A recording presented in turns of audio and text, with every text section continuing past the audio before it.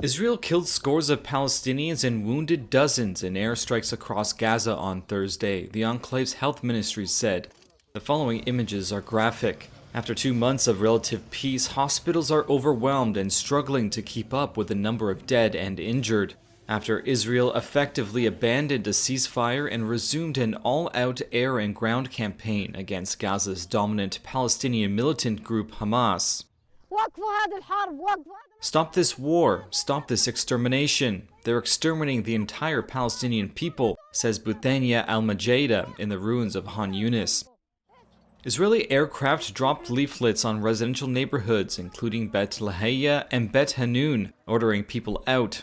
The ceasefire had allowed Huda Junaid and her family to return to their destroyed home and camp out in the ruins. Forced to flee again, they had to seek shelter in a school.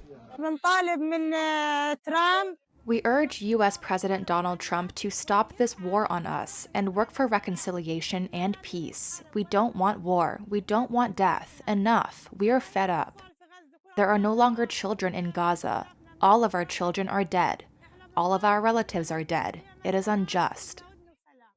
In Tel Aviv and Jerusalem, Israelis demanded a stop to the war and a return of the hostages held by Hamas inside Gaza. Anti-government protesters scuffled with police near the home of Prime Minister Benjamin Netanyahu. The protesters accuse him of continuing the war for political reasons and endangering the lives of remaining hostages. With talks failing to extend the ceasefire, the Israeli military resumed its massive bombing campaign on Tuesday, before sending soldiers in the day after. On Thursday, the Israeli military said it had begun ground operations in the north of the enclave along the coastal route in Bet Lahiya and in Rafah, which abuts the Egyptian border.